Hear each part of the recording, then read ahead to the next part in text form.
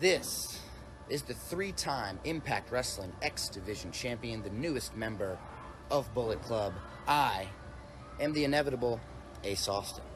And right now I want you to check out something on YouTube for me. If you're looking for some wrestling content on YouTube, go ahead and head over to the Nation Network.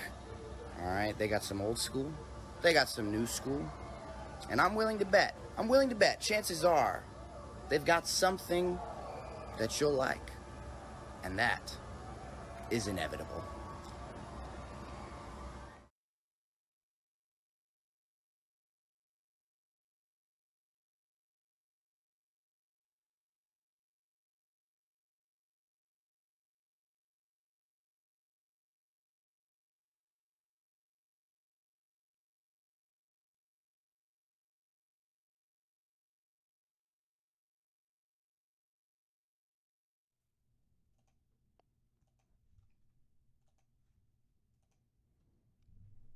Hey, everybody. Welcome back. We tried this a minute ago. We're back, and hopefully we got it straightened out.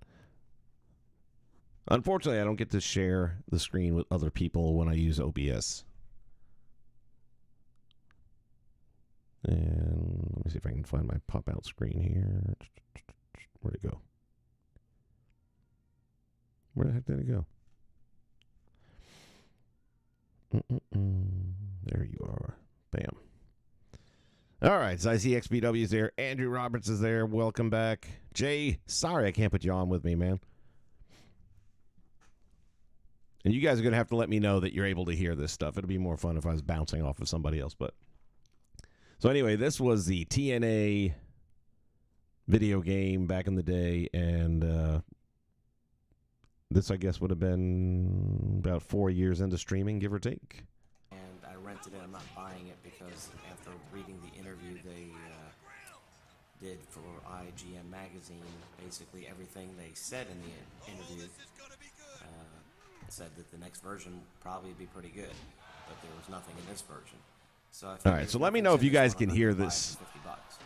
So anyway, I rented it from Blockbuster. I've got it for 6 days. I managed to unlock everything. Oh my God, Blockbuster! There's a throwback. Talk about the gameplay itself.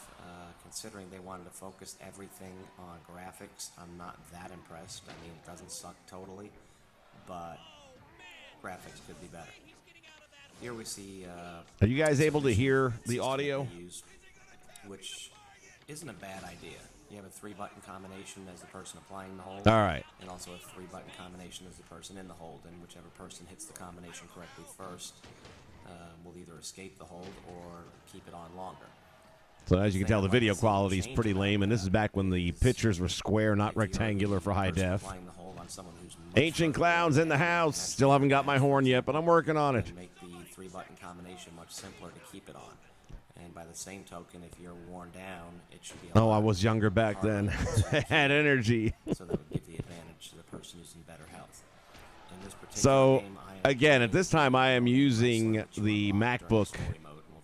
And I'm learning that at this point still. It had a lot of things that I could do with my voice. I could slow it down, speed it up, and I could change pitch that way. And at this time, I didn't live stream. There was no live streaming yet. So everything was pre-recorded, and I would go back in and lay the audio tracks separately. I mean, to do a video like this took a long damn time back then because of how it was being done. But it allowed me to change pitch and everything. So in my early days of doing color commentary and all that, I wasn't necessarily doing as much with my voice as I do today because I could let the system do it for me in the post. And even then, the buttons are not very responsive. In some ways, it reminds me of Fire Pro Wrestling when it comes to the buttons. Here you see Shark Boy right there. So anyway, that's that one. Let's move along. We're not going to spend too much time on this stuff, but oh man, it bounced me back to the beginning. Gosh dang it.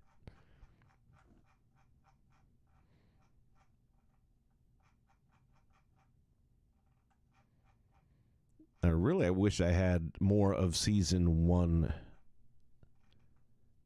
I'm not sure if I ended up getting some of that back on here after it got deleted on the first channel. All right, so we started back there. Let's skip ahead. So I took a year off of WWE because I was so not happy with the game. and what they were pushing on us. So I forget which year it was. I didn't buy the game, but I went strictly with Fire Pro. This is Fire Pro on the PS2, and I like this a whole lot better than the one that they came out with here for the PS4. I don't know why. It's essentially kind of the same game, but this just felt better to me. The way it played, the logic should be better on a newer one, and I guess technically the depth and everything is supposed to be better. I just liked this game a lot. It didn't translate to views. As I look now at these things, we got one with like 400 views. We got another one with over 1,000 views, but that was 13 years to get that, so it's not a great number over the course of time. There's a huge Fire Pro audience, too. I just didn't tap into it. And a lot of the audience that I do have for the 2K stuff didn't seem too interested in this, but it's what it is. I took the year and went with this stuff instead. And I'm trying to remember. I was looking at one the other day, and I thought it was cool and be fun. It's what made me think of doing this video. Let's see.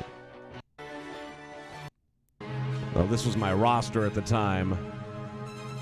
Let me drop the audio on that a little bit.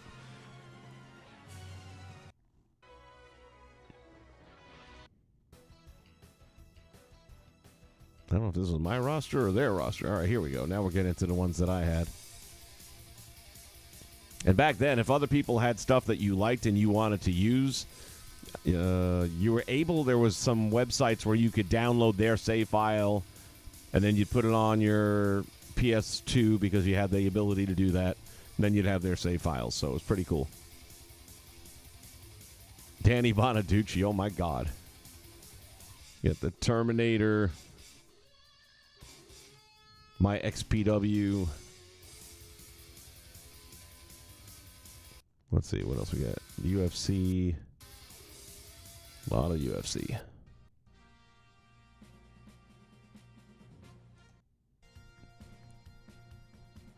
All right, let's see if this thing bounces me back again. Okay, this time I stayed. Good. Good.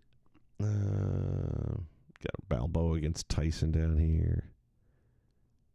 Hogan against the Sheik over here. What do we got going on? The Grand Championship.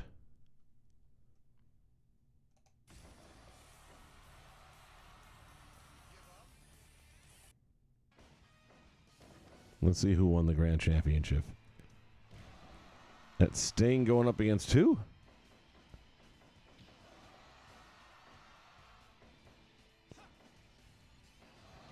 Looks like Lou Thesz.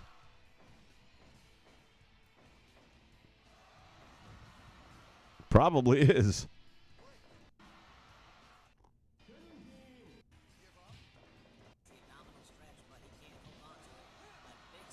Hold on, we got some commentary coming up. Hold on.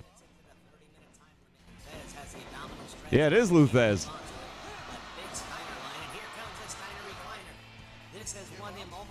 Oh, it's Rick Steiner, or Scott Steiner, rather.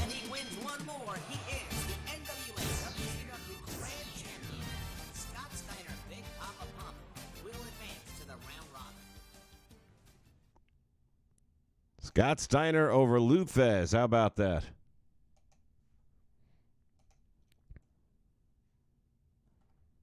All right. I think this was the one that I was looking at. I'll know in a minute.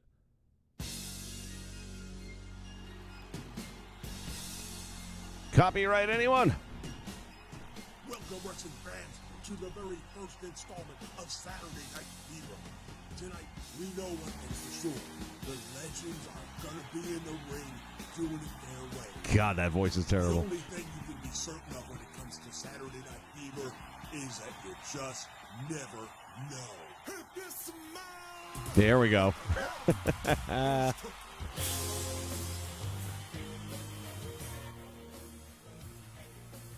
So fortunately, they had some microphone animations available for taunts. Finally, The Rock has come back to Fire Pro Wrestling. The Rock is not here to perform a rock concert, though. And The Rock is not here to talk about the people's strudel, no. The Rock's not even here to talk about how much he still loves pie. The Rock is here for one reason, to take a little walk down memory lane with the fans. I'm actually liking the Rock imitation. Had an illustrious career in professional wrestling. Jesse had a cold. Multi-time Intercontinental Champion, Jesse had a multi-time Tag cold. Team Champion, multi-time heavyweight champion. The Rock's done it all. Headline WrestleMania after WrestleMania. Until one day, The Rock thought to himself, there's nothing left for me to accomplish in professional wrestling. So The Rock fulfilled his obligations. He honored his contractual obligations and fulfilled them. And then decided to move into another direction. And The Rock started making movies. Now don't get me wrong, The Rock knew that some people were going to have a problem with that. The Rock understands that you want the people's champion. But one voice for the past 2 years has cried out louder and longer. One voice has chanted The Rock's name. And that voice has come from none other than John Cena. John Cena wants to say that The Rock has turned his back on the industry. John Cena wants to say that The Rock has turned his back on the fans. Well, John Cena, I've remained quiet until a recent entertainment interview that you did. Let's see where this goes. It's going a little long here. I'm going to tell you how you win. Known collectively as Rhythm and Blues, while they never actually won the tag team title. Who the hell is this? And he has called the chump John Cena out. In our first official match, we are going to have a battle of two legendary tag teams. The first one, the Honky Tonk Man on Greg the Hammer. Oh my God, Rhythm and Blues. Okay. Rhythm and Blues. While they never actually won the tag team titles, they were always a top contender. And their opponents Strike Force. WF Tag Team Champions, the team that upset the Hart Foundation to become the World Tag Team Champions. None other than Rick Martel and Tito Santana, Strike Force.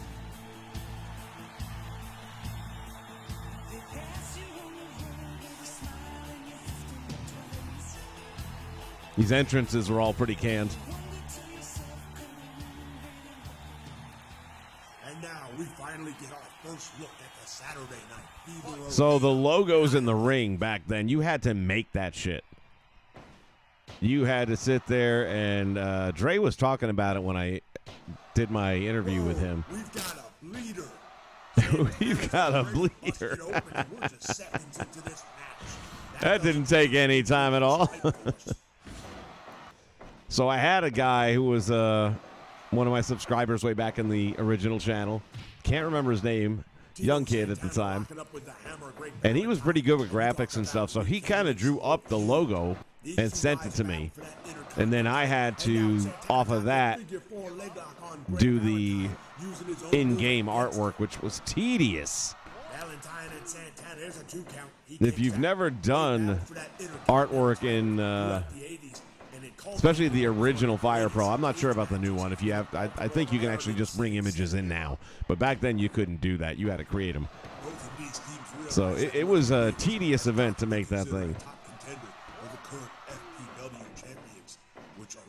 All right, let's skip ahead here. We got a steel cage with Hogan and who? It is Michael Hayes. That's what I was going to say. It looked like Michael Hayes. Where each member of the NWO would go one-on-one with a member from the other organization. What the outcome of this match? The Freebirds are going to meet. See, as I'm doing the Jesse voice here, though, I am not really like changing my voice a whole lot. What I'm doing is I'm taking the editing and I'm slowing my voice down. And it's kind of like if you ever had an old vinyl record, for those of you that are in my class, and you put your finger on the edge of it a little bit, it would start going slow. And your voice gets deeper and all that. So I would just bring it down like 10 to 15%, and that would automatically drop it down a little lower. Whereas now I got to do all that shit myself.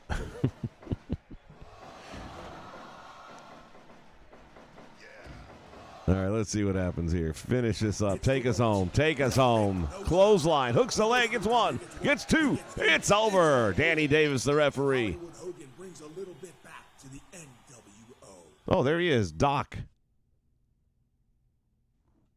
Doc did my logo. So Hollywood Hogan brings a little bit back. He had more of a name to him than that, but like I said, he was involved a lot in my channel back then. So shout out to Doc. I don't know if you're still out here watching this or not. Probably not, because that channel's been gone a long time.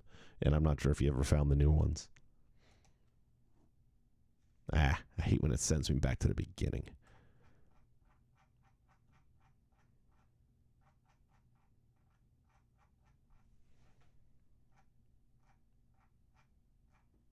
So yeah, I took a year away from the THQ product because I was just so pissed off at them for what they were putting out.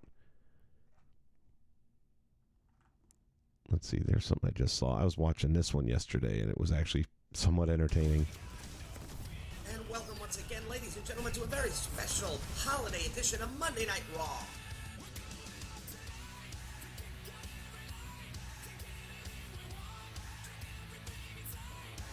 Here's Nikki Bella.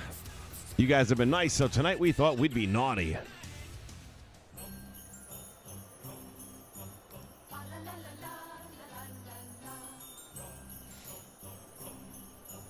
Well, looks like we're going to be getting a visit from Santa. That's Eugene. We haven't seen him in forever.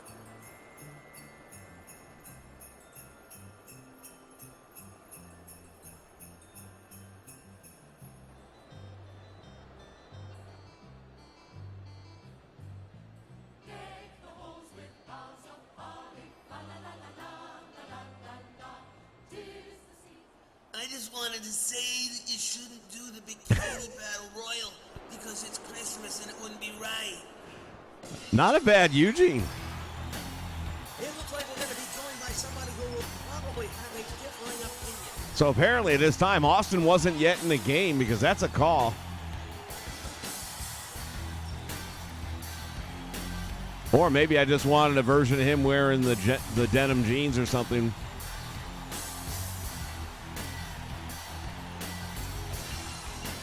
What?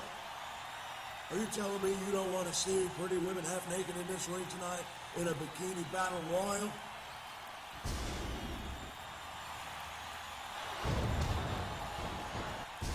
The damage has definitely been done. And Stone Cold Steve Austin just hit him with 2 Stone Cold Stunners. Merry Christmas, everyone. I actually like the voices on that one. Not so much for the Joey Styles-ish. And I don't even know that was supposed to be Joey Styles per se, but I couldn't do a Jerry Lawler for my life. Still can't. And at that time, I wasn't real happy with the JR that I was doing. So, yeah, it was just like some generic no-name. But the Austin was pretty good. I was happy with that. And even Eugene. I didn't even remember doing a Eugene. Let's see. Does it tell you which game we're using at this time? Well, it's 09, so whatever was happening in 09. You got some Armageddon. Anything here standing out? Again, some more Fire Pro.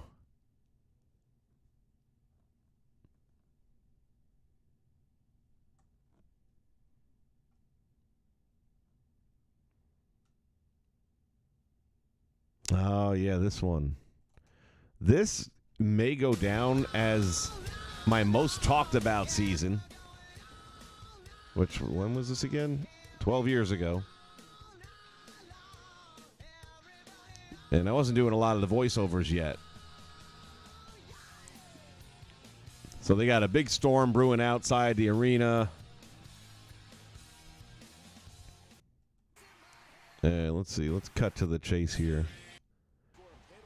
This was during the Nexus time frame where these guys were coming in, tearing up the place.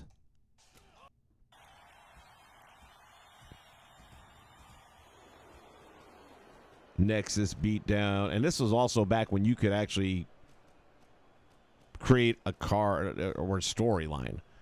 So you could actually play out a whole card and have things happen at a certain point in time. You would say, let's say I wanted this beatdown to take place. It'll happen when Heath has major damage to his arms. So you'd work a guy's arms, and then when you want the run-in to come, you'd really do a job on the arms and force him in. Blazed in the house. How are you, buddy? Now we got lightning starting to affect the building here.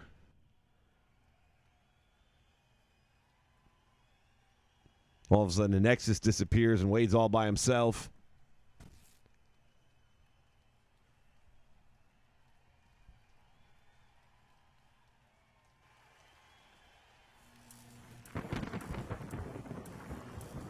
Did you catch that? We had a couple of different people appearing.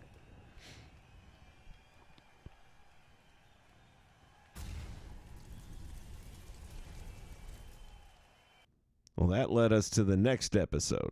Damn it, it keeps going back to the beginning. You suck.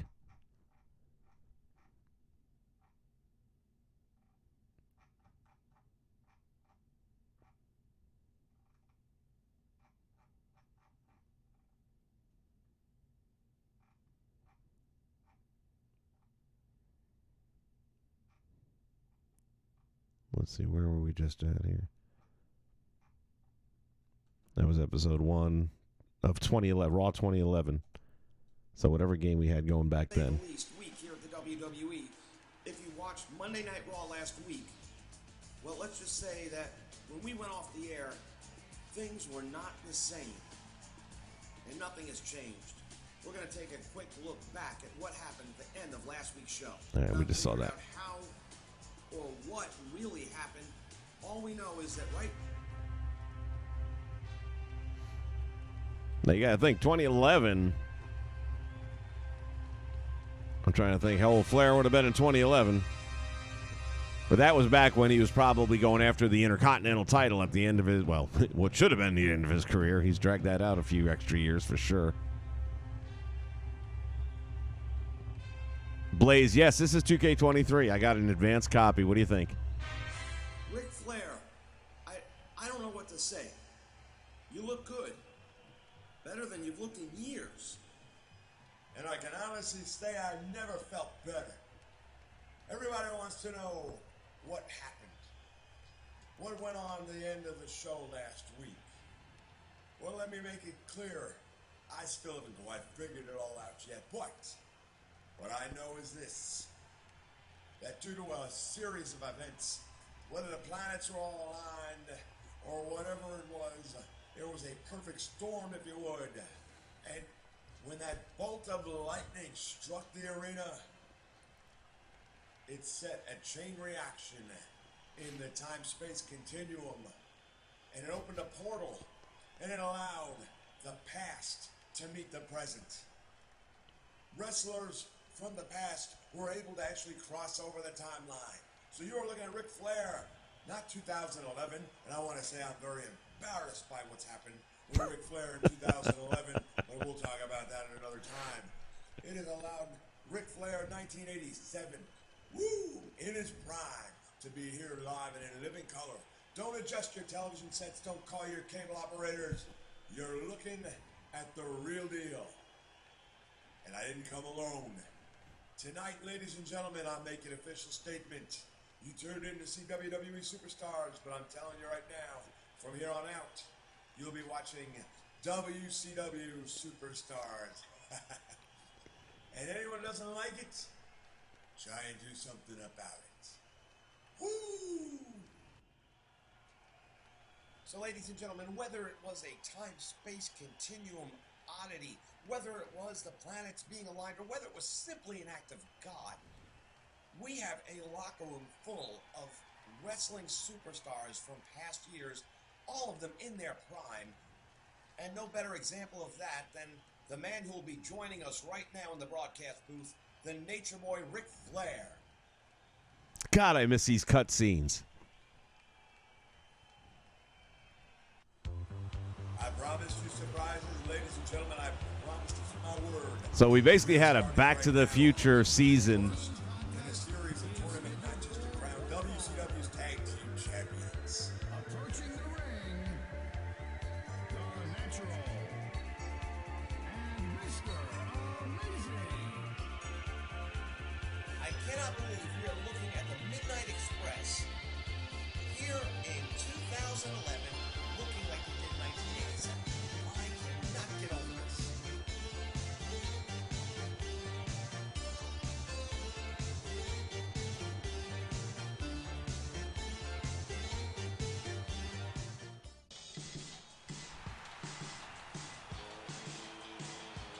And their opponents. Here, I've got to get back to the locker room, but trust me, the action has just begun. So that's how that one all kicked off. And again, if you guys have the inclination and want to go check out how that all played out, just go back to the old channel, which is Invasion's End. It's all one word, and then you can kind of filter through there. I'm going to see if I can get access back to the channel. So how this worked out and why I don't have access to it is that this was back before Google owned YouTube. And once that happened, you were forced to get a Gmail address. Well, at this point in time, I thought this channel was also forfeited because I had some other content on here that I got flagged for. And before I could take it all down, they gave me like bam, bam, bam, 3 strikes. So I thought the channel was gone. Then all of a sudden, one day, a couple of years back, I was just doing a search for fun. Because I've always said, if my channel gets deleted, do a search for Invasion's End. And you'll find whatever new channel I got. Because I'll put that out as my first video. That's always been our code word here on the nation. It's Invasion's End. So if anything happens to this channel, that's where you'll find me. But in the meantime, this channel, I felt like it was deleted. I remember not having access to it or even seeing it anymore. But then when I did this weird search for it, thinking maybe somebody grabbed some of my videos and did something with them, there's the channel, and it's still intact. But now the whole time frame for, you know, adding a Gmail address is gone. And even the account that is associated with this, the email account, I know what it is. I don't have access to that email anymore. I mean, that's long gone. Don't have a clue what the password would even be. So I don't even know, like, if I were to tell them it's mine and they're going to send it to that email address, I got no way of getting to the email address. So I don't know if I can convince them it's mine or not. I don't know. But I'm going to try to, because I'd like to be able to put this into playlists and kind of clean it up a little bit and organize it. It would be fun. Let's see if there's anything else on here that jumps out as we move down the timeline. Oh, yeah, we did some old promos. I remember this. This is the American Dream, Dusty Rhodes, and this Tuesday night in Greensboro, South Carolina, Ric Flair, you and me was gonna get it on one more time as only we can. You've shown that you'll do anything to keep the WCW World Heavyweight title. You cheap shot me before our last match. You've had your horsemen help you retain the title against guys like Kerry Von Erich. That ain't gonna happen on Tuesday, no, because in Greensboro, the American Dream and the Nature Boy will hook them up inside of a steel cage. We're no strangers to the cage, you and me. We've traveled many, many highways into many, many cities, into many, many arenas because of our mutual attraction to the goal. Your Flair might be retiring soon. See, Ric Flair, you are attracted to it for the money. Again. You were born with a silver spoon in your mouth. I am the Thanks, XPW. A lot of people liked it back then. I'm listening to it, and I'm not that impressed with it, to be honest with you. Son of a gun, but I am the bull of the woods. There's like that right there. I thought was okay. I got moments where I like it, but The beatings I've handed out to you, Tony Blanchard, have been shameful. The whoopings I've handed out to you, Arn Anderson, have been shameful.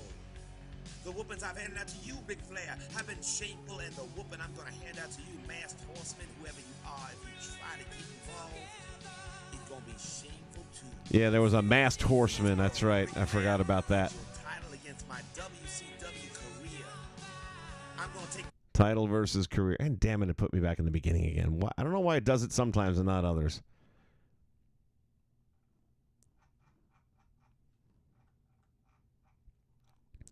So here we got Blip TV. So this is where I was starting to get, you know, these warnings and all that other crap. So I started going with Blip TV, which I don't even know if they still exist anymore. But it was another option for me where I could put certain videos up there that wouldn't get the strike notifications and all that. So I was kind of splitting myself between the two. But now Blip TV, one of the reasons I got away from it is they did start changing. They didn't want to have part-time people on there or something like that. They were trying to take themselves a little more seriously about content creators being more in it. Thanks for that, man. Yeah, I like the old 80s music, and I thought that definitely helps.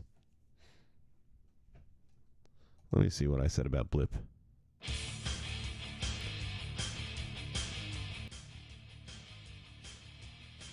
The hell, iTunes? What? Okay, I don't even know what that was. See, like this time it didn't send me all the way back to the beginning. What's this promo? The biggest event of the summer. Our first pay-per-view on the new channel. All your favorite superstars. One big night. I like the text. The summer heats up. Del Rio against Cena, unedited.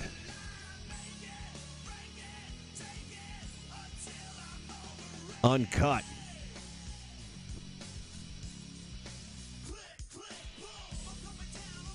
Ah, I was on Blip. Okay. Cult of Sports Entertainment. Good luck finding that channel now. That doesn't exist.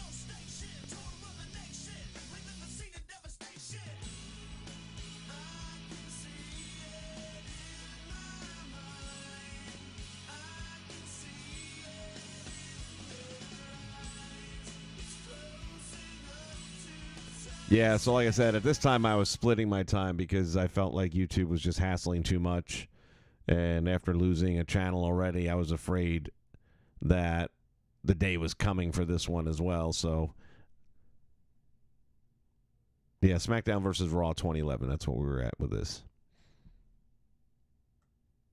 This was actually a better game than I would have given it credit for, to be honest with you. Oh, here's another review. I kind of liked this game. I mean, it wasn't great, but... presentándola desde el comienzo del siglo pasado.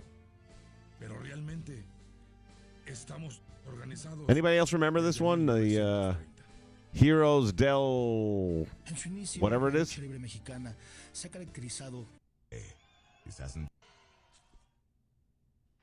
Lucha Libre Heroes del Ring is the AAA Heroes del Ring. version of the video game industry covering the Lucha Libre style of wrestling. This game recently came down in price to about $29, and I decided to get a copy of it. Before I bought it, though, I was looking for some reviews, and everything I found really didn't answer the questions that I had, so I kind of rolled the dice, took a gamble, and I'm glad I did. It's a good game. And I wanted to come up with a video that gave more information than what I was able to find. So hopefully I will answer any questions you might have had if you have considered buying this game and have been reluctant. God, I'm hating my reviews. Really.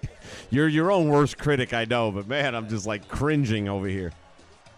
What I can tell you is if you're a fan of AAA wrestling, the luchadors that you watch every week on TV for the most part are in this game. They really have done a good job. They've got a pretty solid roster for a first time out. And without any further ado, let's get into the actual game. So the game modes include 1-on-1, 1 versus 2, handicap 1 versus 3. There's no tag team match, but 2 versus 2 simultaneous, triple threat, and the fatal facing of 4. And you can change those up to be elimination or sudden victory. Now, when it comes to the story mode in this one, you're going to have to complete it not once, but twice. Once as a good guy and once as a bad guy, or a Rudos as they call them in this game, and a Technicos for the good guys. What you'll do is you'll uncover the majority of the luchadors in the game by doing that. You'll also unlock the arenas by doing that. The good news is you can save these matches and go back and play any part of the storyline you want to later. Here we're looking at the Kings of the Ring tournament. It gets progressively harder as you get to the finals, and it is very hard to win the championship. The training mode is something that you'll want to take advantage of early on. It'll give you an opportunity to get in there with Apache. You had this game Just let too? you beat the living That's crap cool. out of 'em until you figure out all the movesets. Now everybody wants to know about created wrestlers with any Thank you, game, so Andrew here Roberts. I in my appreciate you, original buddy. creation, this would be the Bishop of Battle, and this is the one I used as a bad guy to win the storyline the first time through. And as you can see, there's a lot of different things that you can add, and for again luchadors, you've got a whole bunch of options, and you can make some. That was my custom creation there. Like hardcore, there are steel chairs that you can beat the hell I think out that of. was my Teddy Hart right there with the pink. A whole variety of things you can do. Now, as you fill up your momentum meter, you're going to get a chance to fire up, and here you see him doing it, and at that point in time, you're ready to hit your finisher. Now, there's also The Destroyer, which will have videos explaining the luchador history, and it has this one thing for a reason. And I was watching a lot of AAA at this point in time, so I actually knew who some of these guys were.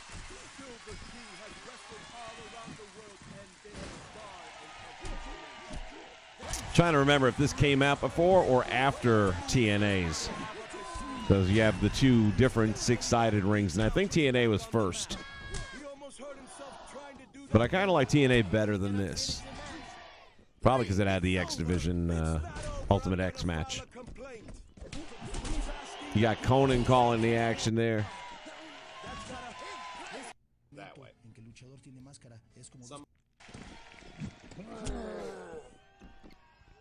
Fighting for our lives. It was sheer that allowed me to mount a final furious attack, which defeated the spectator. All the pain I had to endure in my life. My most glorious achievement was well worth it. To finally hold the gleaming Mega Championship belt in my hands was an evil dream come true. Tremble when you hear my name. I am the rudest of the rudos. That's the only time you get to hold a belt, too, as I recall. There was no way to wear a belt into the match. The legend waits for me, surrounded by his minions, just as Conan said he will be. I've shown the world by heart with my skills. I have brought my defeated enemy as testament to my worthiness. With the power of the Technicos, I'm ready to face this. The ultimate challenge. Yeah, that's a created wrestler I did for Teddy Hart. Of a legend. So he was my Technicos.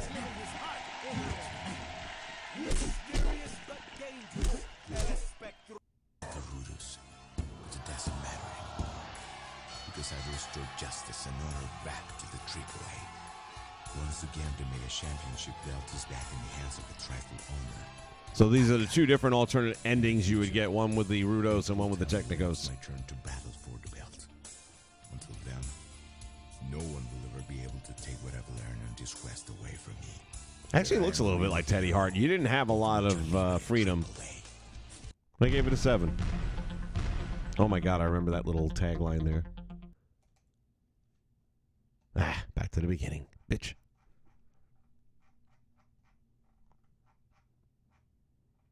It's like going through an old photo album, man. Just so many old memories.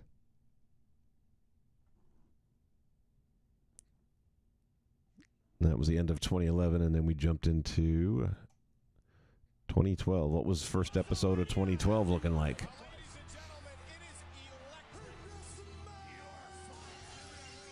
Nowadays, if you play this opening montage on the video game, you get in trouble, man. I mean, it'll close your video down. You'll have to edit it out. It don't like that.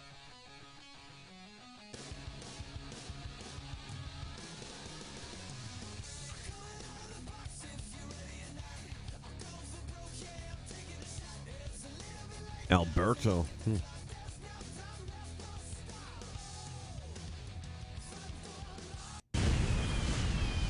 New season of WWE Monday Night Raw. And we still had creative story mode. Survivor Series, then you know that we've got a brand new WWE Heavyweight Champion here on Raw, and we will be. What would I not give to have this back? Is none other than The Rock. He was able to get. Because you could even switch them out. You didn't have to have them as the announcers. You could put anyone in those slots. Ted DiBiase Jr. Oh, I'm way ahead of you on that one. Don't worry. As a matter of fact, once Cody gets here, I've got some plans for the Viper. don't know what kind of plans you're thinking about, but I'll tell you one thing about Randy Orton. He's dangerous. Where's that belt? Awfully high. Yeah, there's one thing you seem to forget. It's 3 against 1. Wait till Cody gets here. Once you see the plan, and with all due respect, there are a lot of things that went down at Survivor Series. Quite frankly, some of them I predicted, and some of them... They actually got Triple H's hair right. One of the things that I did not anticipate was seeing The Rock become the WWE Champion. And with that said, Rock, and here he is. Walking out with the belt.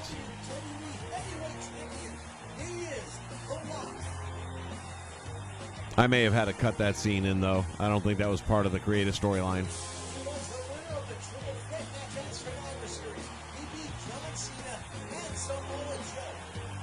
That's one of the things they really need to work on, man, with the promos. Well, we don't even know if they're going to have promos this year. Matter of fact, I've heard that they're not. Not at least not like they've done in the past. But they need to do promos for champions where they have the belt either tucked under their arm or over their shoulder or something. Yeah, he's actually wearing it. let me tell you something, Jabari. The Rock is here on Monday Night Raw. And once again, I am the WWE Heavyweight Champion. Well, you'll excuse me if I'm a little skeptical. You see, I had a WWE Champion not long ago bail on me. And that's why The Rock has agreed to a title match with The Miz tonight. If you smell what The Rock is cooking. Wow, that was short and sweet. Oh, I remember this backstage area. One member at a time and he put him through a window. Cody Rhodes. You lose. And now, ladies and gentlemen, it is time for the main event, the WWE Championship. Man, you can hear the echo of...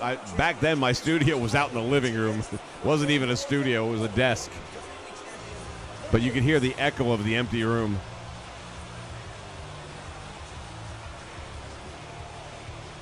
Match without a referee. And now The Rock. He hooks the leg. Down goes The Miz.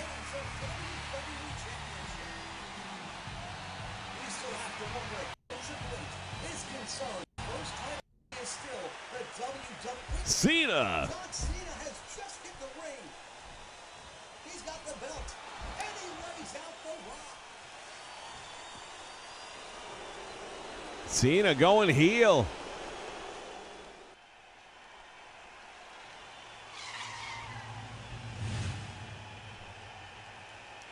Close call. Who the hell did that?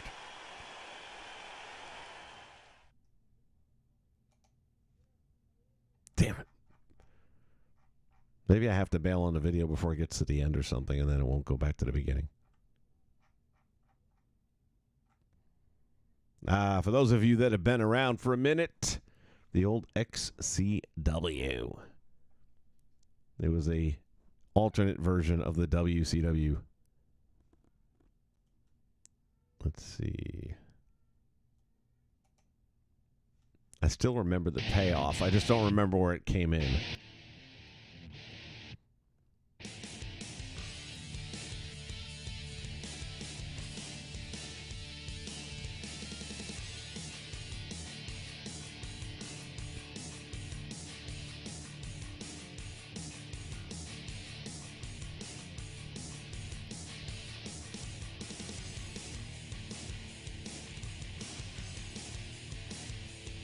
That was either Chris Hero or Rhett Titus. I'm not sure which one.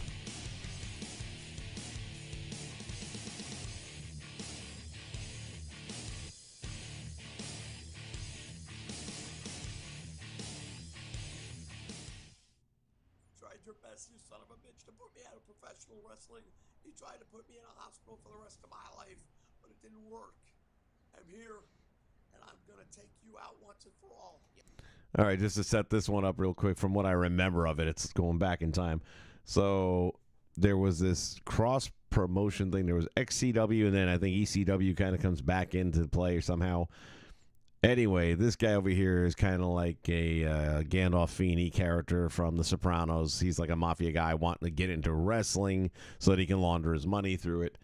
And Mick is in control of the XCW to challenge ECW. And then when Don Vito here makes him an offer to come in and own the company and kind of run it, Mick says no, and of course Mick gets beat up and hospitalized and all that, and that's kind of where we're at now, to the best of my memory. Mick, I had nothing to do what happened to you. But whatever it was, right now the lawyers are looking into the legal aspects. Yeah, while they're working on it, tonight it's my family against yours. Chris Hero, okay. Good evening, ladies and gentlemen, and welcome to the XCW. Tonight, as you just heard from Mick Foley, there will be a very special co-feature event. In a 6-man elimination tag team, it will be the Hardcore Hitmen, the Cartel, going up against Mick Foley and the Hardcore Warriors.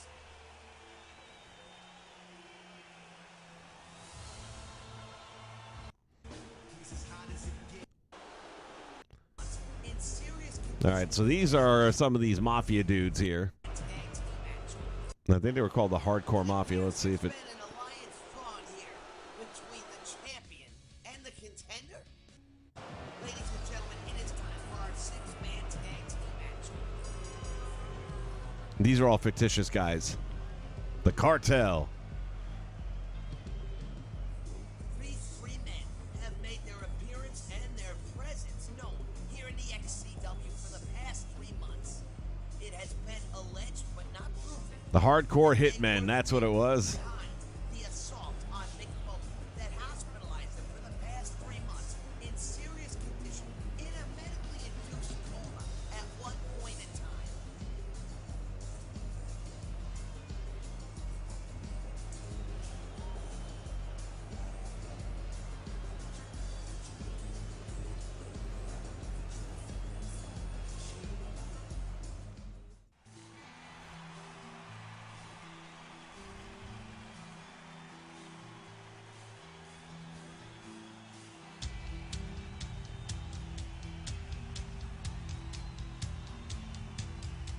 Yeah, this is 2K12.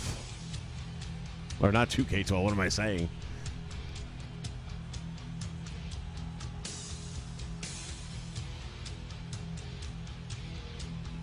This is when they had Sandman in the game, I believe.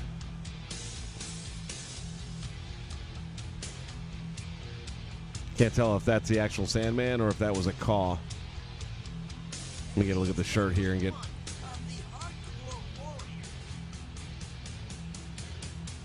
I think that's the actual in-game. Hard to tell. And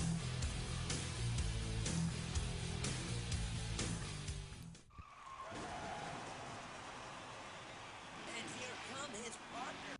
All right, let's skip ahead here a little bit. Foley with a steal.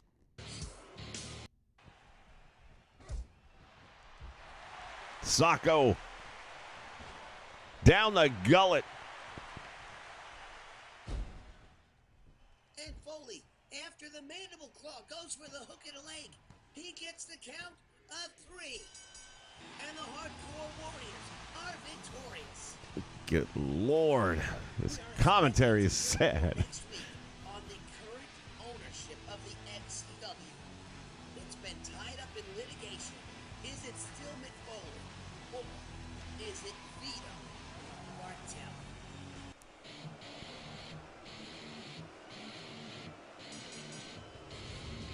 Scrap Iron Adam Pearce before he was a GM. The champion of champions himself, Scrap Iron Adam Pearce.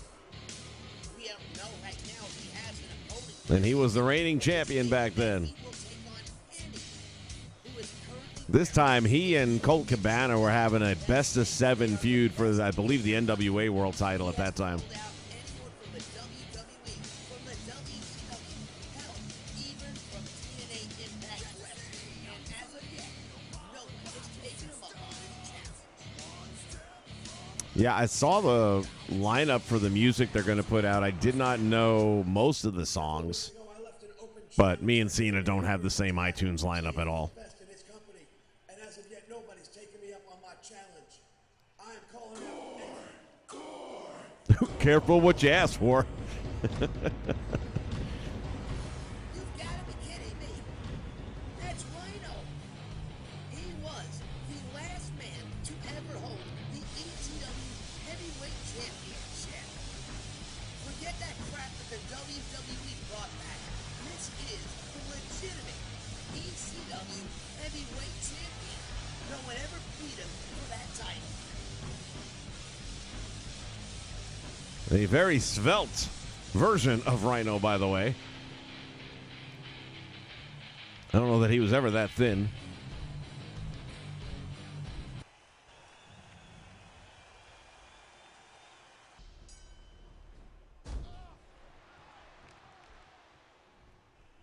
Yeah, that belt, I believe, was an in-game belt that they created. A SmackDown and Raw Championship title. It was a fictitious title.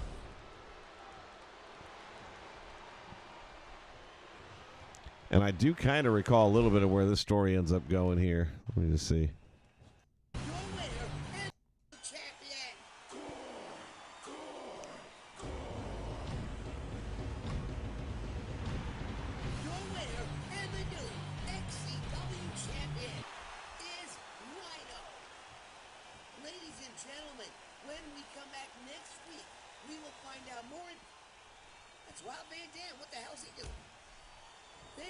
Maybe I don't remember where the story was going. And you know, we still have the same cutscene in the game to this day. What the hell is maybe some mutual sign of respect? I don't know. Nah.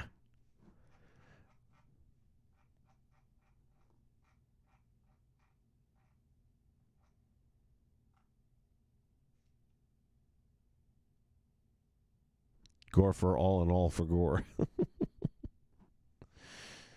Oh my goodness. Let's see. What do we got going on here?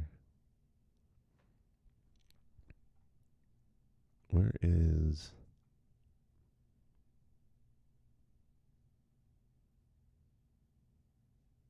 the verdict? Maybe that was where they... That the case of Foley versus Bartelli Yep. will be as follows.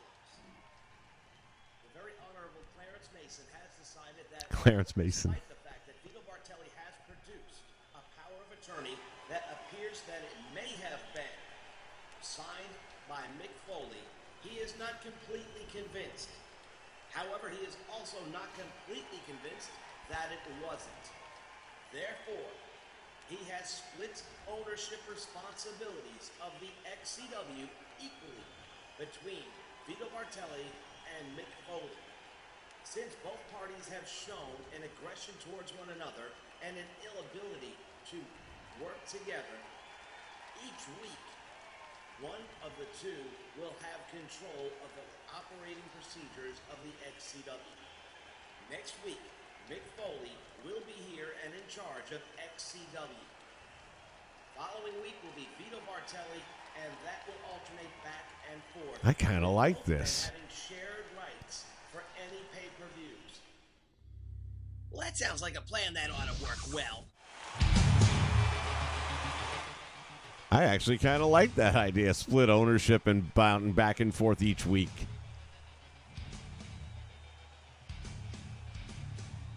I may have to resurrect that idea somewhere down the line here. Thanks, XPW. Have a good night, buddy. Thanks for being here. What was the best actual 2K game? I would say 2K19. But this is going back to THQ.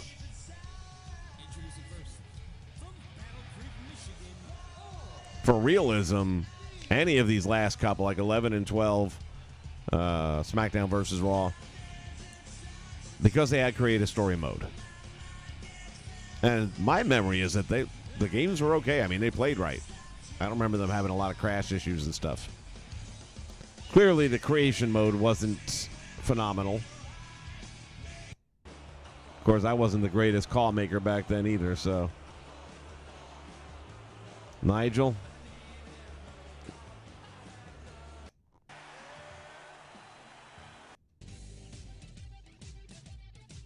Let's get a look here at the blood, because I remember them having better blood than they do nowadays.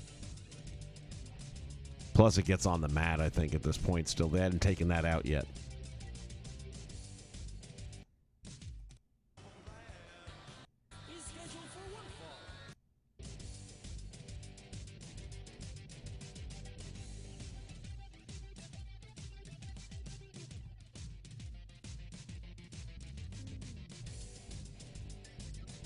Plus, you see him keep going back to the wound.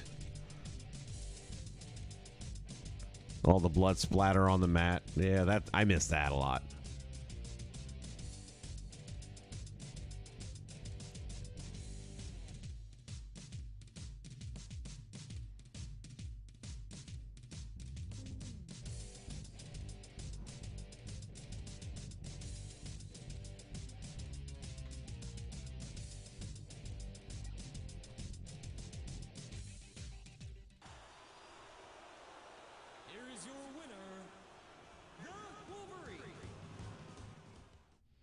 Yeah, I definitely like the blood better back then. Nowadays, it just looks like some cat clawed the shit out of their face.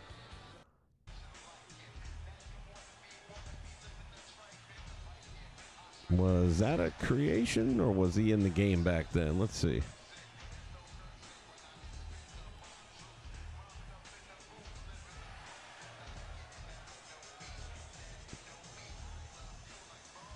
Oh, he must have been in the game if it had, or is that a Vader entrance maybe?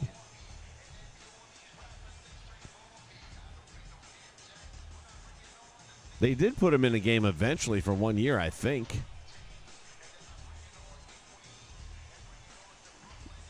No, I'm pretty sure that's a creation.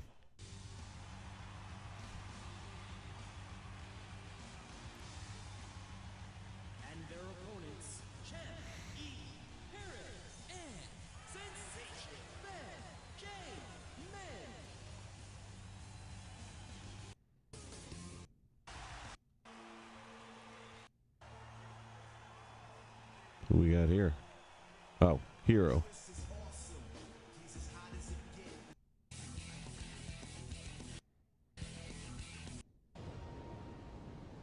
Oh, I think I know what this is. Hold on a minute. I had an original character I developed. Yes. Forgot all about this.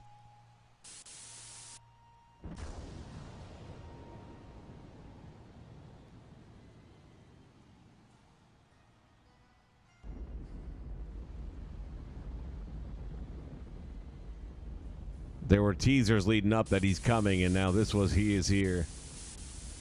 Don't remember the name, but I do remember the character.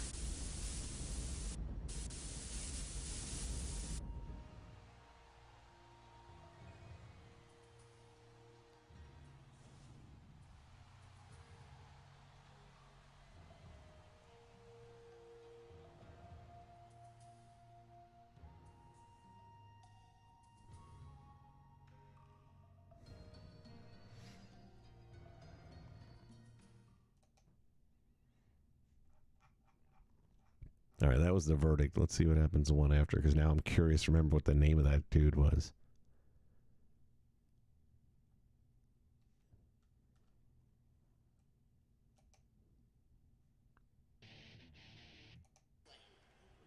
I miss the XCW stuff now.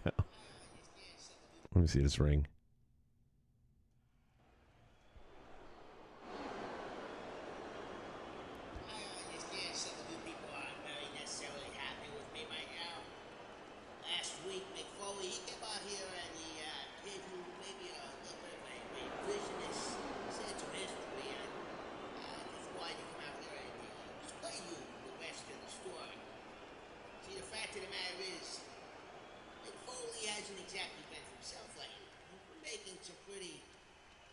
Accusations, quite frankly, have never been proven.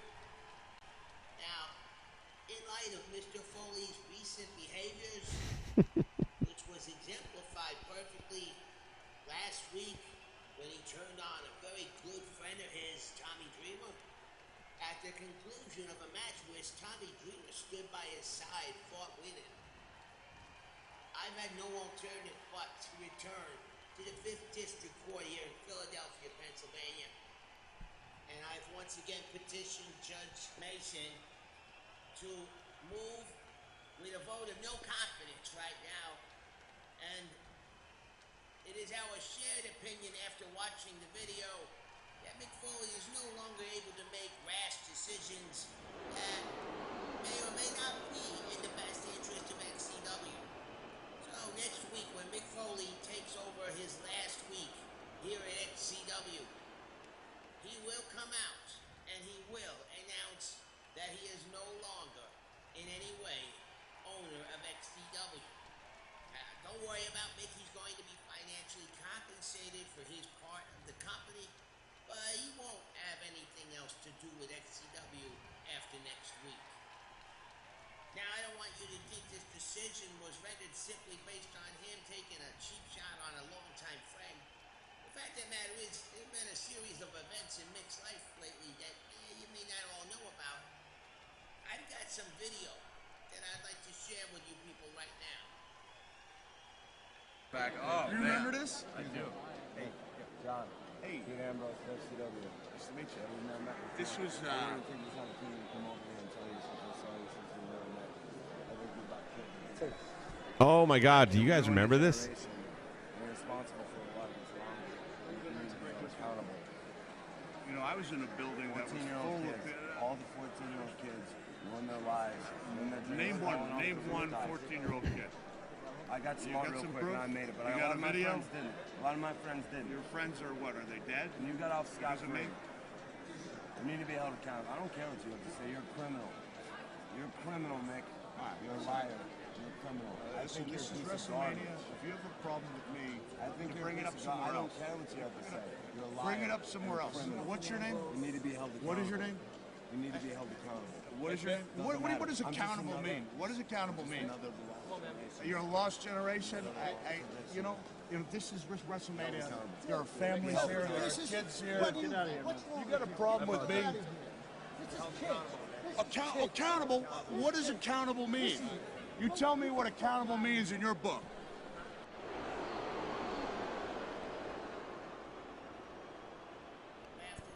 William Weir's in the house. Retro's in the house. Welcome, guys.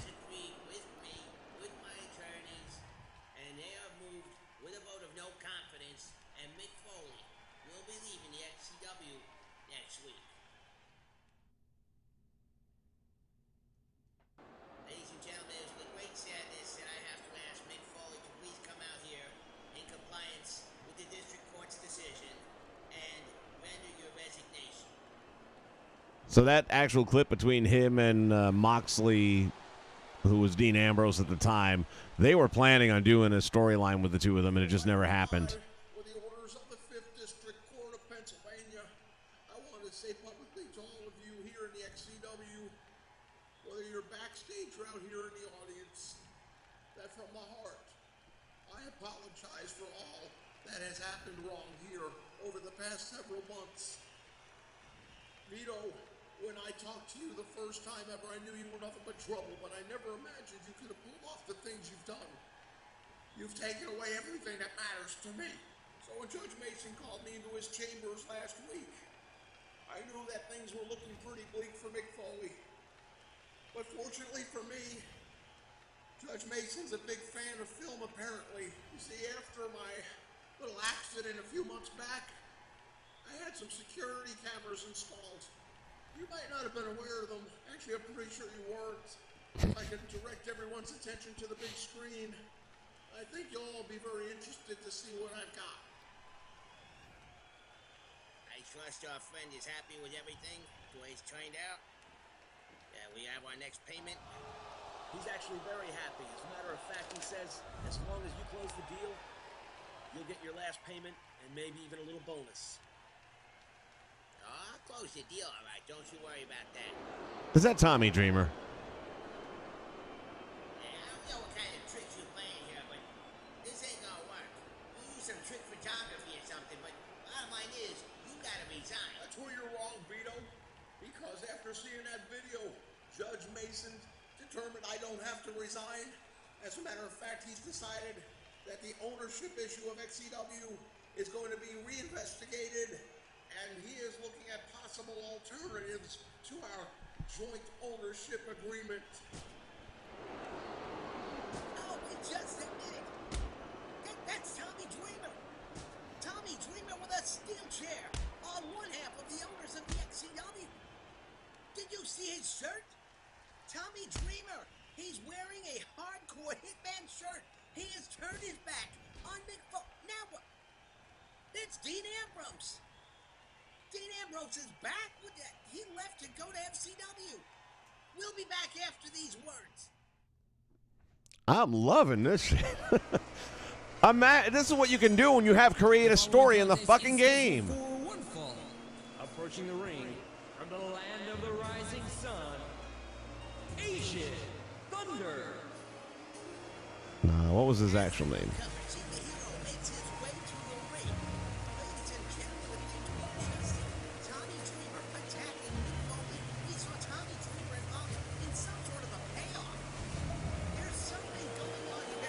Shikihiro, yes. Asian Thunder, Shikihiro. This was my original creation here.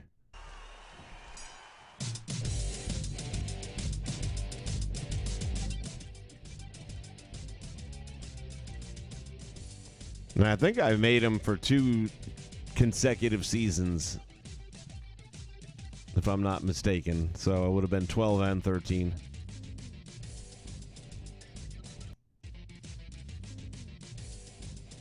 He was like a hybrid. He was a cross between Muta and like a Rey Mysterio. Blue Demon Jr.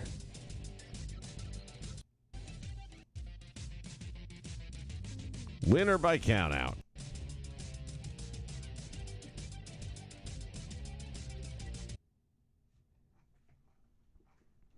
I gotta admit, I'm starting to get sucked into this storyline. I want to see how it plays out.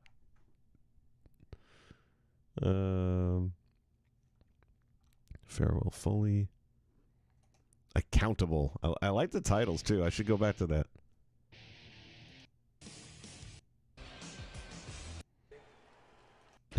Here comes Ambrose. This hasn't been a very good year for you, has it, Mick? Screw THQ. You get yourself into a pretty serious car accident. Cost you a few months in the hospital. Cost you some memory loss. Then you get back out, get in another battle, and you lose that one, only this time it's in court. You've had a very interesting career, Mick. I mean, I remember looking back at tapes of you at WCW. I remember Clash of the Champions, you took a drop kick off the apron and landed smack on the middle of your back on a cement floor, no pads. What did they refer to you as back then, Mick, in the WCW? You were called the glorified stuntman, right? Then you went there and you started wrestling in some bingo hall in South Philadelphia, where you became known as a hardcore icon. Wrapped the ring in barbed wire and took on guys like Sabu and Sandman and Terry Funk. And then from there, oh, then you finally made it, didn't you, Mick? You made it to the big time. You made it to the WWE. You made it to the spotlight, the big paydays. And then you showed this video on the WWF television program. You showed this video of a 14-year-old Mick Foley jumping off of a roof. That video, that influenced a lot of young people, Mick. A lot of kids my age at that time were 14, Mick. We watched that video. We thought that was our ticket. We thought that was the way into the big time, into the WWF, into the WWE. A lot of 14-year-old kids started jumping off of 15-foot-high roofs, Mick. A lot of kids started getting hurt. I was one of the fortunate ones, Mick. I got out before it was too late. I realized that wasn't the way in. So we started trading headlocks and hip locks for high death-defying moves that left a lot of guys permanently injured, Mick. There were a lot of 15-year-old kids on medication that they had to take the rest of their lives through the pain that they woke up with every single day. And you walked away scot-free. You were not held accountable by anybody, yet you are guilty of criminal activities, Mick. What you did, you put adolescents at risk. You were responsible single-handedly for the delinquency to minors. But nobody ever put you on trial for it, Mick. But your day has come, your day in court. Because I am here and I am holding you accountable for the atrocities that you have committed against a generation. A lost generation of talent, Mick, that could have been in this industry right now, that could be creating moments in this industry right now that will never have that opportunity because of you. Now I know, Mick, at Hardcore Uproar, it's gonna be you and Tommy Dreamer. But part of the glory, because yes, right now I consider my home base to be Florida Championship Wrestling, but I'm still considered an indie wrestling star. And as such, I can sign to wrestle anywhere I want, anytime I want. And whatever's left, whatever little piece of your ass Tommy Dreamer leaves at Hardcore Uproar belongs to me. And be sure of one thing, Mick Foley. As far as I'm concerned, you're on a 2-strike system so far. You had strike 1 with your car accident. Strike 2 was when you lost in court. When you get done with me, Mick Foley, that's going to be career-ending strike 3. And I want you to save this interview, Mick, this promo, this shoot. I want you to save it. Save it to your iPod. Save it to your DVR. And keep it somewhere where you can keep hitting play. Because when we're done, Mick, and it won't be a long, drawn-out feud, because quite frankly, you won't be able to hold up with more than one match with me. But when it's all said and done, I want you to be able to hit play on a DVR. I want you to be able to hit play on an iPod. Because when you can't remember the names of your own children, I want you to remember the reason why. I want you to remember one name. And I want that name to be Dean Ambrose. I'm actually liking this shit better than the current stuff I'm doing. And I even share his sentiments in some ways. The fact of the matter is, Mick, you don't have to worry about what he just said. You don't have to worry about his threats. Because I can assure you, after Hardcore Uproar, there will be no way you'll be able to get in the ring again. And there will be no way Dean Ambrose will be able to retire you. That's on my shoulders. That's my job, and I'm going to do it. You want to know why I was involved in the payoffs? For years, I had to take a backseat to you. When we were at ECW, it was always Mick Foley and Sabu. It was always Mick Foley and the Sandman, Mick Foley and Terry Funk. You were always the guy. They were the ones that hung the title on you, that you were the hardcore icon. I was the one that was out there busting my ass night in and night out. They called me anything in the world they wanted to.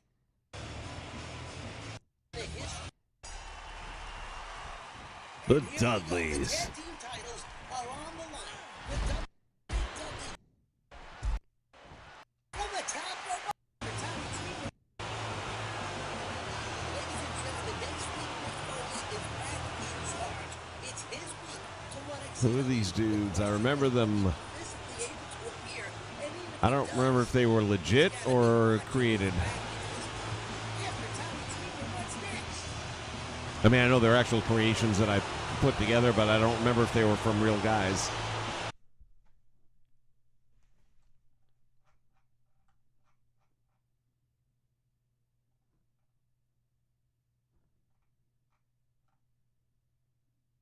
What was the issue with THQ? Now I can't remember. All this talk about people power. We put out a video earlier this morning. THQ smacked it down. Why? Because they didn't like us calling them out for the crappy product they got out now, and that fact that we ain't gonna shell out money next year for another piece of shit. So they Fails to went fix server issues. Okay. back up. It's over on Blip TV because they got the balls to show it. And if anything should happen to this channel, just search for Invasions in Video. I was having a lot of problems with my channels getting struck down.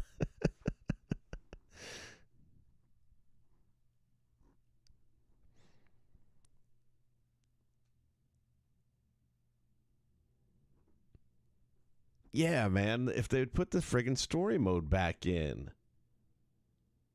I'm curious to see what they do this year because they're teasing that they've done something. We'll see. They keep promising shit they don't deliver on, so. Impact, FCW got into the picture. What's this?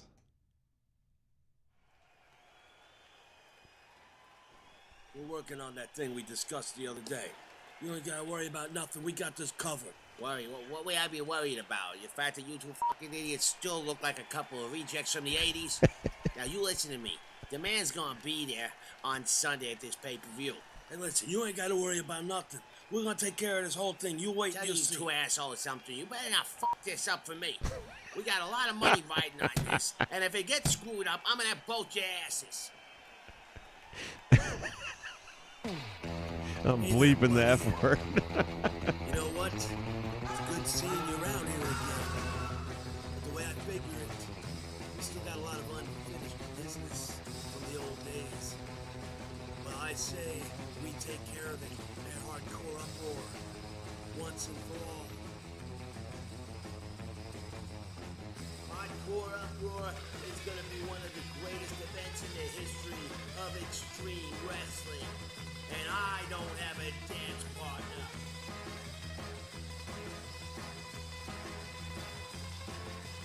Uh-oh. 体重を絞ってコンディションバッチリできたスタートアングルを見届けた。これは大きな自信になると思います。やばいですね。 You know, my Japanese isn't real good, but I'm gonna presume you just said you want to have a match with me at Hardcore Uproar. You understand the words that are coming out of my mouth? やばい。俺の進化が止まんねー。そして試合後にはすぐに My Japanese was pretty good back then, wasn't it?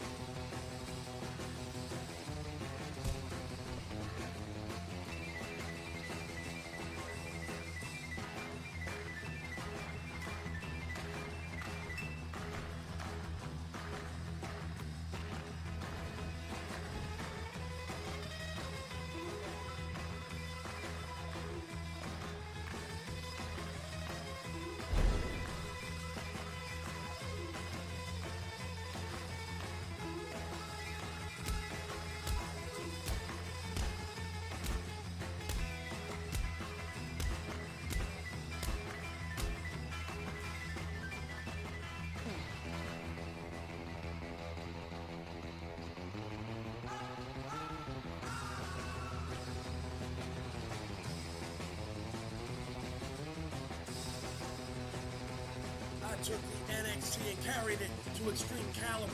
Then I stumble one time. I lose my title, and now I can't get a return match.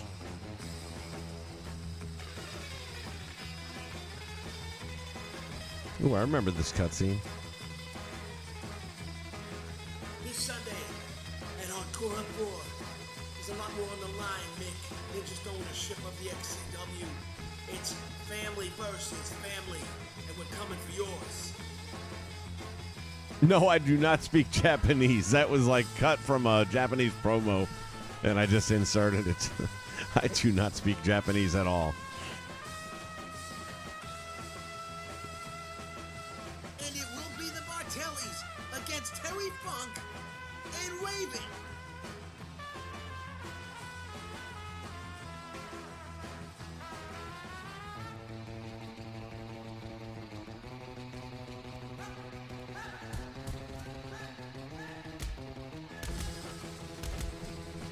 Oh, create a story mode. You were so good. Hey, what I tell you, just like old times.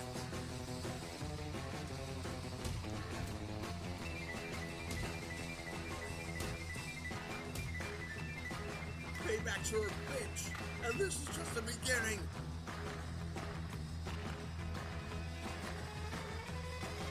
Listen to me. I know things didn't go exactly the way we planned to, but this Sunday I take care of business. You just bring the money in. Whoa, whoa, whoa, whoa!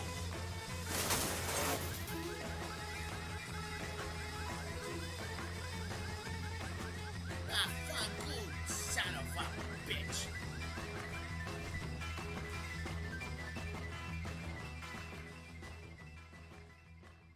Jesus Christ. Can we please have create a story back? This shit's better than what I'm putting out today. Because I had the tools.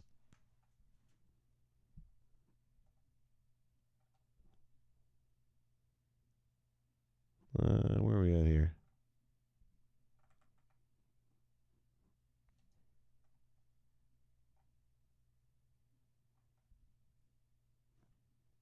Here's the pay-per-view. The big pay-per-view. Hardcore Uproar. Let's see what happens here. Welcome, wrestling fans, to Hardcore Uproar. This is our very first pay-per-view, and already we haven't started our action yet, and we've got some big news breaking. It appears that one of our legends has decided to not make it here to the show tonight. Sabu is missing in action. Sabu's a no-show. What's the odds of that happening? We don't know yet, but we'll be finding out in the not-too-distant future. In the meantime, newcomer to the XCW, you are looking at him right now, Shikahiro. He's undefeated, and quite frankly, he hasn't even really been challenged yet. Tonight, he goes against our hardcore legend, the Sandman.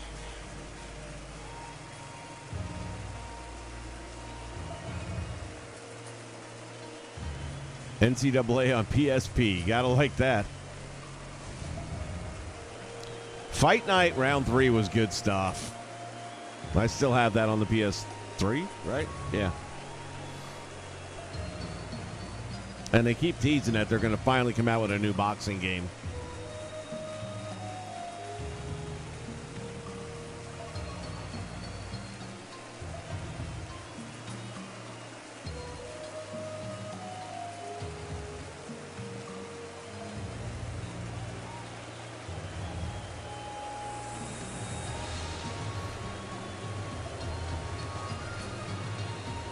Skip ahead a little bit here.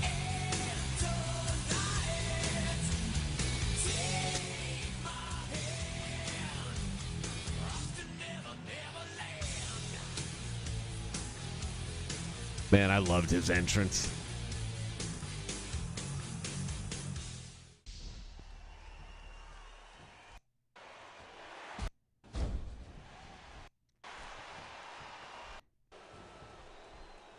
That same guy, Doc, designed the Hardcore Uproar logo. I really like that one, too. That was one of my favorites.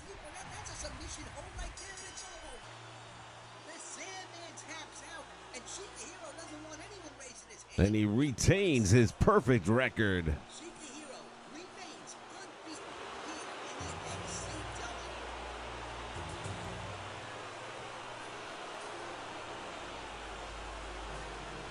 I can see Hardcore Uproar making a comeback. Ladies and gentlemen, next up we've got a tag team contenders match when the Dudley Boys take on the world's greatest tag team. Man, I don't believe this shit is happening. Why are you looking like you lost your best friend? Looks like Sabu's pulling another no-show. I lost my partner. Well, then you're in luck, because I've got somebody that would love to be your tag come team on, partner. man. No, wait, listen to me a minute. Give this guy a chance. How can you go wrong? Trust me. All right, Terry, I'm going to trust you, but it better not be Dennis Stamp.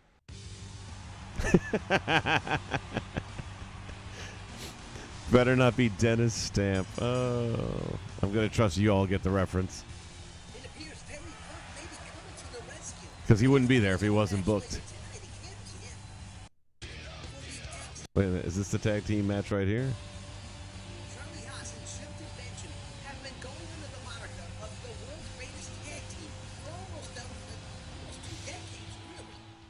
Tonight, they go up against another team who claims to be the greatest tag team of all time, the Dudley Boys. When it's all said and done, Dudley's against the world's greatest. That's an interesting matchup. tag team titles. Oh, what happened? Once again, Devon with a huge headbutt on Shelton Benjamin. And now Big Charlie Haas is taken out. He can't make the save, and it's all over. The Dudley Boys score the victory. Some people might call this an upset. We have worked in the past together. No, this is about more than that. This is about something that was a huge part of my life.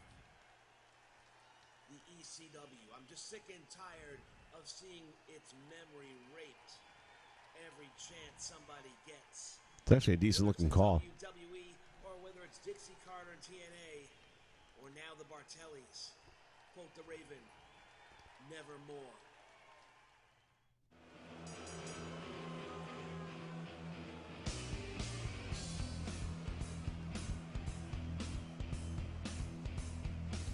The showdown. It was back in November that the in some way was only tonight looks to defend his honor.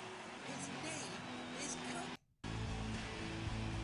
He's got hammering away. Tonight we've got fire. El Fuego. And now it's Tommy Dreamer with Mick Foley head first into the steel. What's cool about watching this stuff is I don't even remember a lot of the details and the little things here and there, or what's going to happen. So it's like watching it for the first time. Tommy Dreamer is in trouble. Foley just throws him to the ground. Now what's he gonna do? Another stiff forearm. Can't leave that table untouched now. Two mandible claws in a row. Tommy Dreamer is in trouble. Foley goes for the cover. Can Dreamer possibly kick out? Ah, you didn't take out the table. Boo. Mick Foley with a small amount of revenge, a small amount of satisfaction, but he still has an uphill climb. He has to To content copyright land.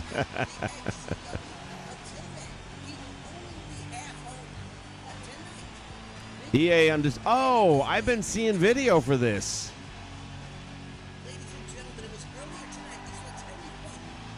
I gotta be honest, when I saw it, I wasn't that impressed. Like, the punches didn't look as good as the old round 3. The Skull Crushers have been nothing short of dominant. Like, the characters look good. But, like, when you knock a guy down, it's kind of like he doesn't fall down properly. It's like he kind of stumbles down. I did a search for it, and I didn't come up with anything on the PlayStation Network. I'll do another search and see if I can find it. You've got Venom on the left, Skull on the right. Venom and Skull. Who the hell were they again? I forgot the name I gave them. The Skull Crushers, of course. These are my LOD types. All right, who's the mystery partner? It's a legitimate mystery. I don't know who it is. I'm hating this Rob Van Dam call. I don't know if that was mine or somebody else's, but I just, yeesh, yikes.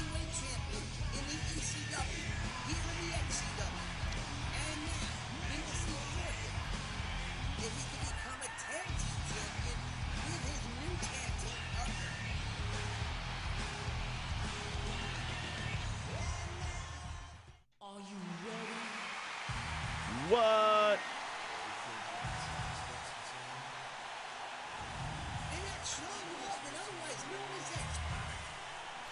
These two guys should make a very interesting team, very similar styles.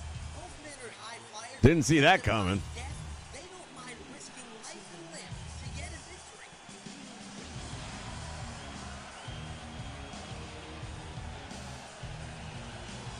Retro, you can find this. This is my old channel from back in the day. And if you do a search for Invasion's End, as you see it on the top of the screen there, you'll find it. But at the same time, they were prepared for Sabu. Now you've got Shawn. I seem to recall there's a payoff on this thing at some point.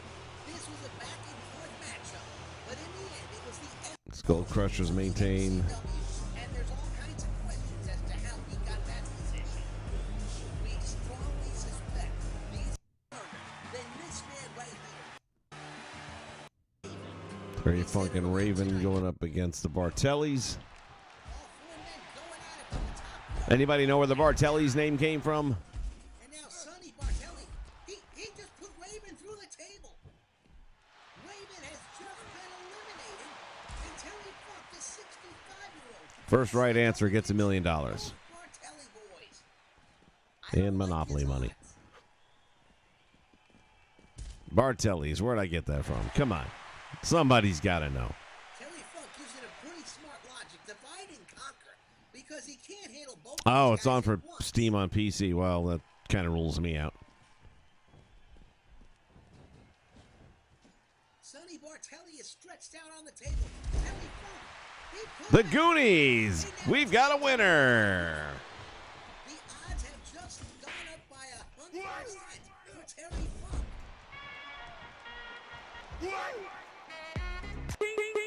That was what I was looking for. It was from the Goonies. The Bartellis were the bad guys. You had Ma Bartelli and her sons. Hey, you guys!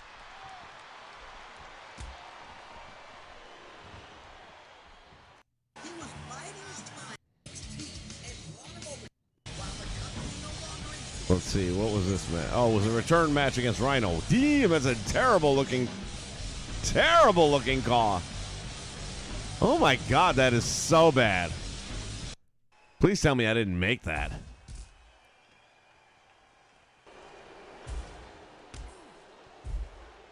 Oh my God, that is hideous.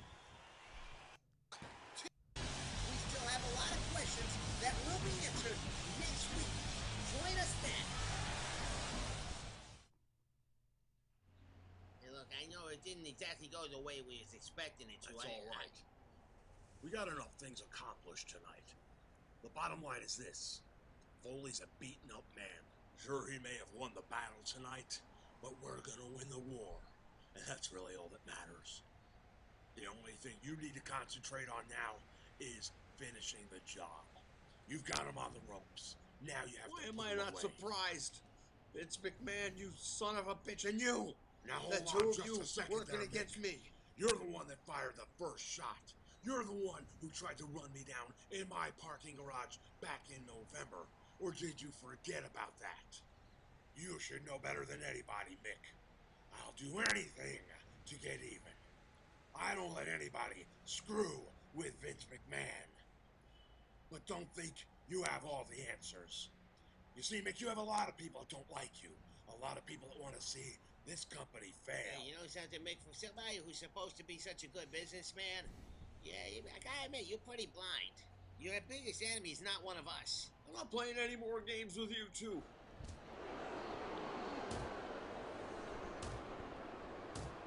You stole my life, my money, my legacy. Damn!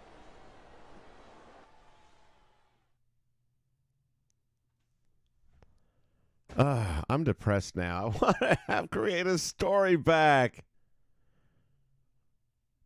These cutscenes are so usable.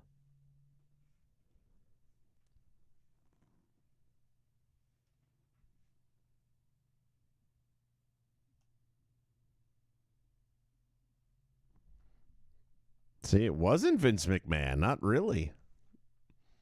It was Heyman.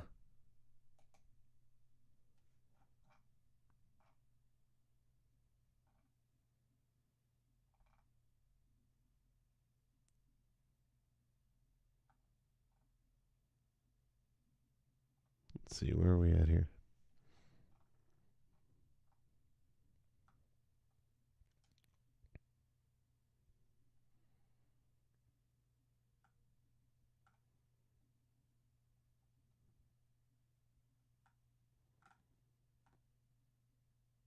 Did I go past it or not?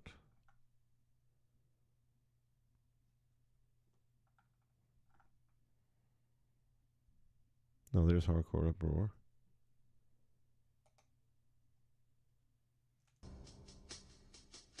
This is Monday Night Raw stuff. The fight I had last night with Brock Lesnar was just that. A fight. They say nobody ever wins a fight. Well, I got my hand raised, but I paid a price for it. According to the doctors, I've got to step out of this sport and take a rest for a while while my body heals. He's not injured, he's just scared.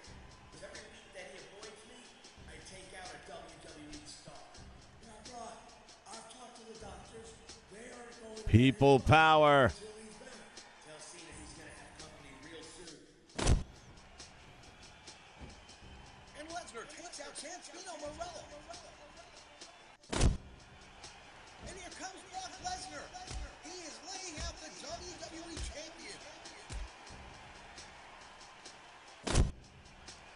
And now Lesnar appears with a steel chair and decimates the WWE roster.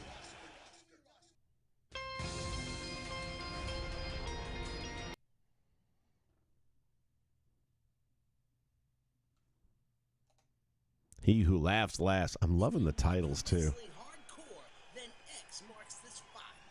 For those of you that don't know me, my name is Mike Elgin. Yeah, he's had some issues. Decent call. This one I think I made. I actually recall making that. I didn't even know who he really was a lot, but I just started seeing some of his stuff.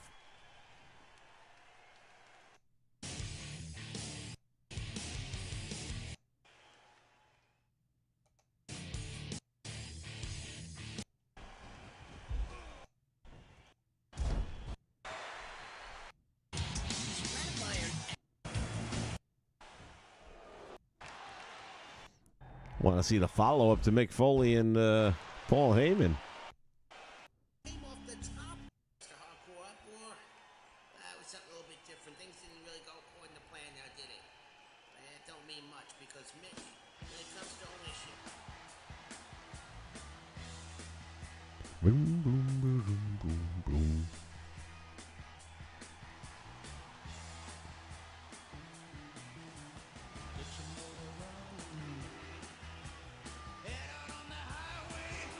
Copyright.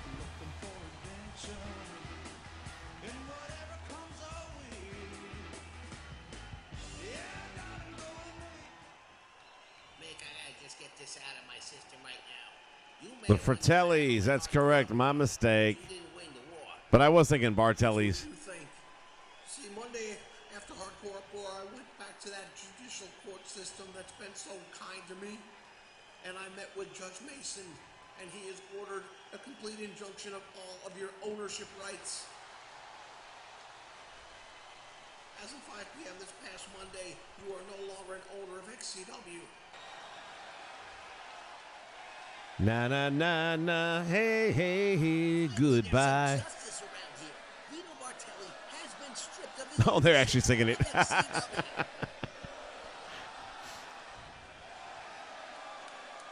what?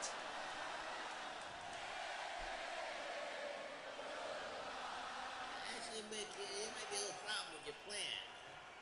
You said 5 o'clock Monday. Well, as of 1 o'clock on Monday, I sold my share of XCW. Meet your new partner. Meet your new partner.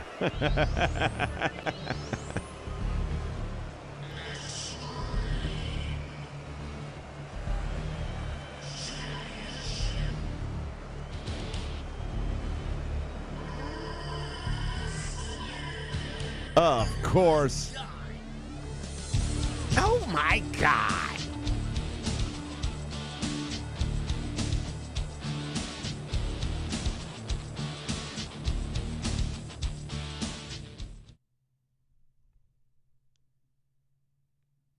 Man, I feel like I'm in a rabbit hole. I got to see if I can get a hold of this channel, get it back somehow.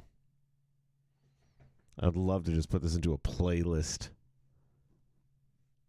and kind of separate it out so it's not all clumped together the way it is here.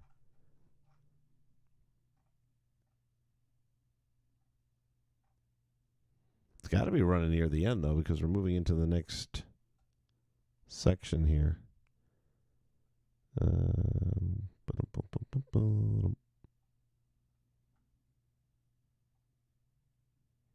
Bray Wyatt. That's a crappy looking call, I could tell already.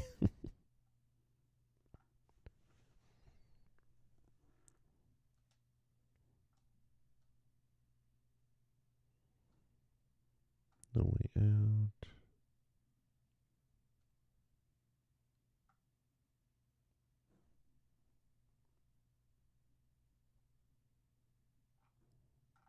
Yeah, what happened here? I feel like I'm missing something.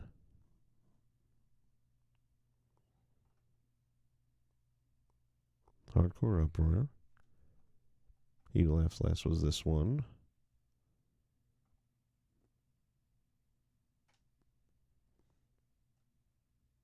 An offer you can't refuse. All right, let's see what happened. If you were with us at our pay-per-view event, Hardcore Uproar, then you know Paul Heyman is not only back, but after last week, he's half owner of the XCW. We also saw Sabu attack brutally at the hands of Eddie Kingston. Tonight, Oh, Eddie Kingston's in the house. to avenge his partner. Very interesting. Hum along, yeah, and I've actually done. I have a playlist here on this current channel of some of the season 1 stuff, I believe. There's a retro playlist. I forget what I actually named it, but you'll find it there. But it's time consuming. Tonight is because of me. It's because of what I did back in 1992 with 3 letters. EC. And I have an XCW playlist. It's not all of it, Industry of professional wrestling. but it's on this channel, so you can definitely check my playlist out, and you're going to find some of the old stuff. And you loved it. Everyone loved it. The WWF loved it. The WCW loved it. So much that they both ripped me off night in and night out. At least Vince McMahon paid me. He gave money back to me after stealing me blind. But Mick, when you left to go to WWF, when Tash left to go to WWF, when the Dudley Boys left to go to the WWF, I never harbored any ill will. I never said a bad thing to you. I was happy that you were earning a really good income. I was proud of you because with all of your success, all that did was make ECW that much more valuable. And what happened? ECW ended up going belly up. The company couldn't survive the Monday Night Wars and the battle of the 2 big companies who were robbing me in the whole time. So years later, they realized they didn't understand what they had. And hardcore titles disappear. But what happens next? You show up on TNA Wrestling, and you talk to Dixie Carter, who has the IQ of an amoeba when it comes to professional wrestling, and you convince her to do a hardcore appreciation night, a hardcore reunion show on her pay-per-view. By the way, if you've never seen that TNA night, it was a great show. Performers. And you rip me off once again. But that's not enough. Then I find out, Mick, that you are forming your own company and you're calling it the XCW. Extreme Caliber Wrestling. You screwing me again. And do you say, hey, Paul, would you like a cut of the action? Paul, would you like to be involved? No. You act like it's your own product. You're stealing from me again, only this time you are stealing what everyone else has stolen, my intellectual property. Mick, the beating that you took in November should have been the end. You should have come out of that 2-month coma and took Vito's offer. But the reality is, Vito was never the man. He was my front man. Had you done the deal, you would have found out what everybody else would have found out short time later, is that Vito was simply the front man for Paul Heyman Enterprises. And I would have been the sole proprietor of the XCW as I justifiably should. So Mick, I'm going to make you one final offer as you recover from your latest beatdown. Mick Foley, I am going to make you a very generous offer. I am going to reimburse you your initial investment in XCW plus 10%. This offer is valid for 7 days, and I suggest you take it. Mick, if next week at this time you do not accept my generous offer, then I suggest when you leave your house to come here to the XCW. I want you to say goodbye to your kids and to your wife as if it's for the last time. Because, Mick, if you don't accept my offer, we're going to give a whole new definition to hardcore. We came to hardcore. We came to X. Clue what you're saying. Make me ROR. That means ROR. Ref out round.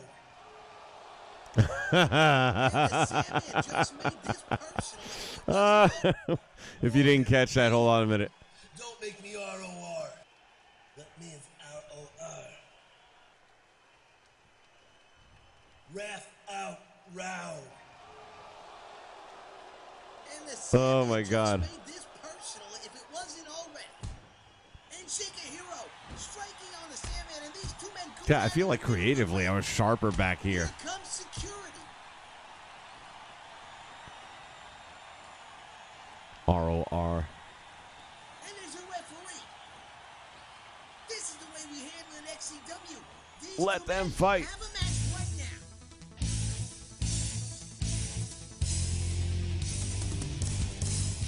The return match from the pay-per-view.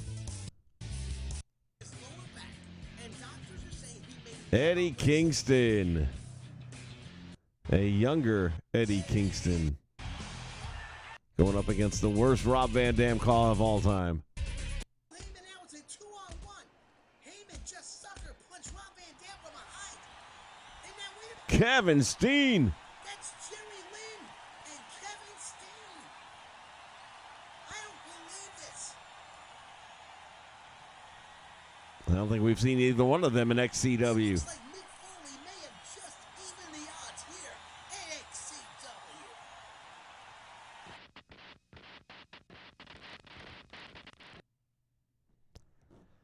Wow.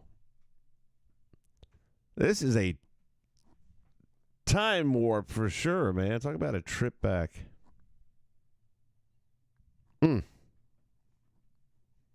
And what's cool is, like I said, I don't even remember most of this stuff. I have faint memories of some of the storylines or the characters, but like ROR, I never would have remembered that in a million years.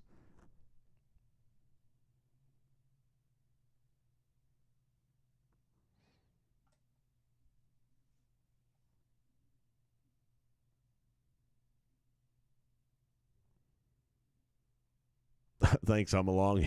If it keeps you busy, then that's a good thing, isn't it?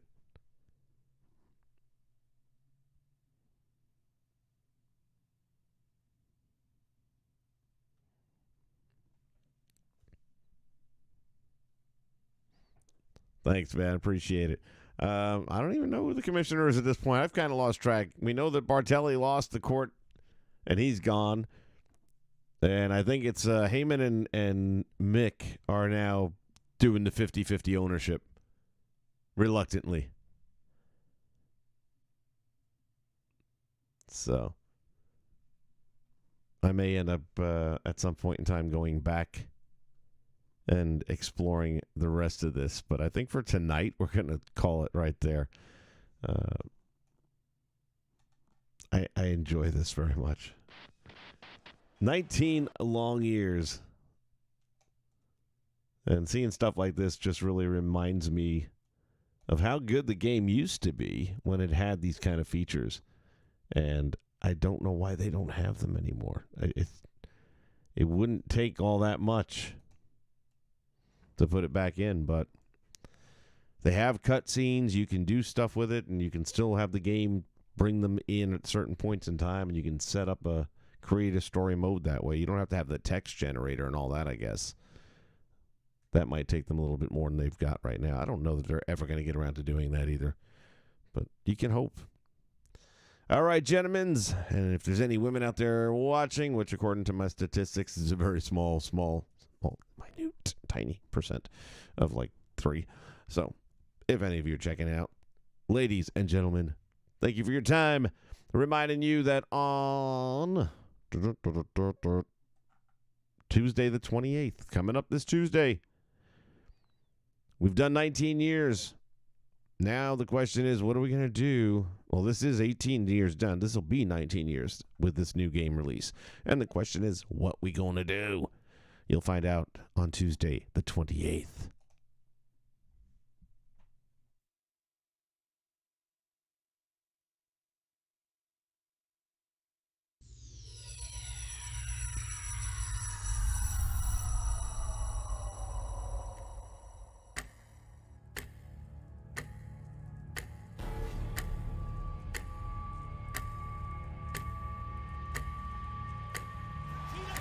Is he going to tap? Oh, he's trying to hold on, but there he goes. And again, he let it go. He won't let it go.